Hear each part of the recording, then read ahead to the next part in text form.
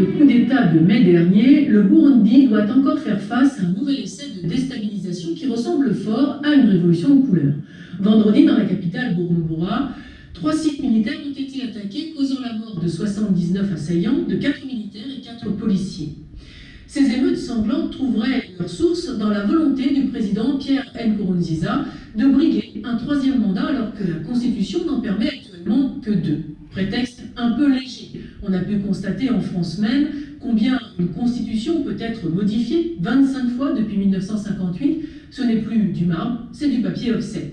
Mais il semblerait que toutes ces manifestations ne soient pas si spontanées ni si populaires, car le Burundi profite d'une situation enviée par bien des pays africains.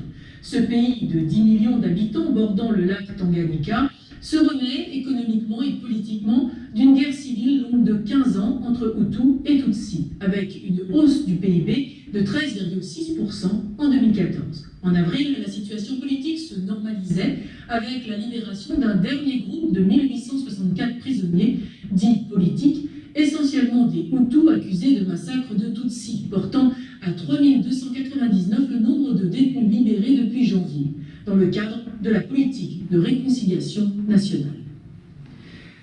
Difficile donc de comprendre ces explosions de violence si l'on ne sait pas que le Burundi a refusé d'installer sur son sol en début d'année un SOFA, ces fameux Statute of Force Agreement qui transforment tout pays signataire en base militaire américaine permanente. Qu'on en juge, voici quelques-unes des dispositions intégrées d'office dans le SOFA. Les parties burundaises et américaines conviendraient que les membres des forces armées américaines, le personnel civil du département de la défense américaine et les sous-traitants des USA, et donc toutes les sociétés de mercenaires, mèneraient des activités d'entraînement, d'exercice ou d'action humanitaire au Burundi, article 2, et joueraient des privilèges, exemptions et immunités au même titre que les diplomates, article 3. Ils entreraient et sortiraient librement du Burundi avec des documents délivrés par les seules autorités américaines. La validité de leur licence et permis de conduire serait reconnue comme telle.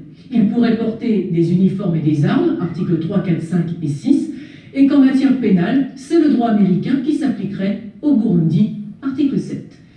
Les mêmes parties s'entendraient que dans le domaine de la fiscalité, notamment la passation des marchés et le transport, aucune taxe ou redevance ne serait prélevée au Burundi.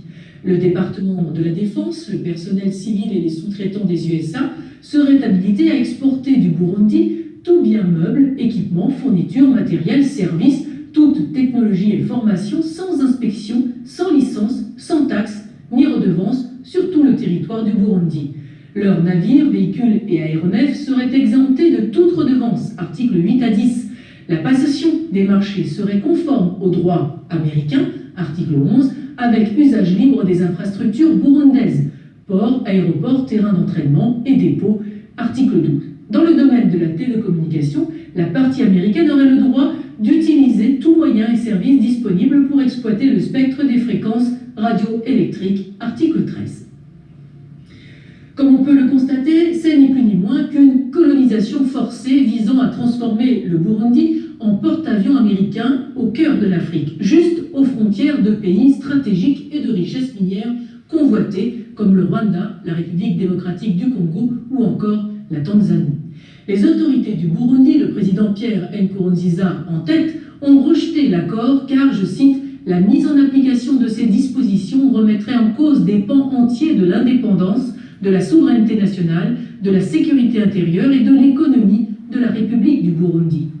Moins d'un mois après la signification de ce refus par le Burundi, les manifestations éclatent dans le pays pour protester contre le président qui brigue un 3e mandat. Jusqu'alors, cela n'avait dérangé personne.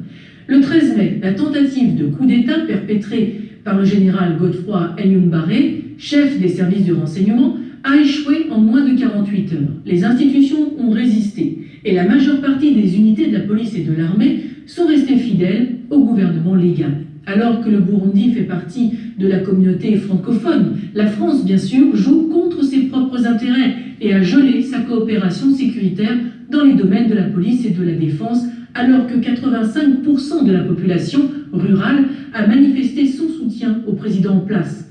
Seuls certains quartiers de la capitale, dont le quartier musulman, ont participé à la tentative de putsch. Pourtant, toutes les chancelleries occidentales suivent le département d'État américain et font porter la responsabilité des violences au gouvernement de Nkurunziza.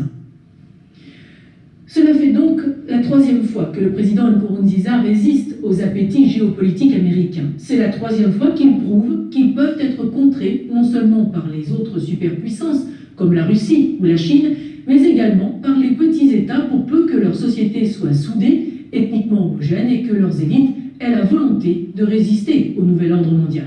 C'est un échec cinglant et sanglant pour la CIA. La presse occidentale a exploité les attaques de vendredi pour tenter de déstabiliser le gouvernement en affirmant que l'armée aurait abattu des adolescents désarmés commettant un massacre sans nom. Mais pas une photo ne confirme les faits, pas un témoignage n'accrédite cette version des faits. Un peu comme les morts de la place Maïdan, dont l'autopsie révélera qu'ils ont été tués d'une balle dans le dos tirée de leur propre camp. Et il n'est pas sûr que cette troisième tentative soit couronnée de plus de succès que les précédentes. Et il semblerait que le Burundi ne sera pas une base opérationnelle franchisée américaine tant que le président Nkurunziza sera aux commandes. Le Parti de la France rappelle son attachement au principe de souveraineté de chaque nation, y compris pour les nations africaines. Il faut que cesse le pillage des ressources africaines par des multinationales qui s'octroient des richesses à coups d'État, lancent des millions d'Africains dans le mirage mortifère de l'immigration vers l'Europe pour mieux faire baisser les salaires des ouvriers européens.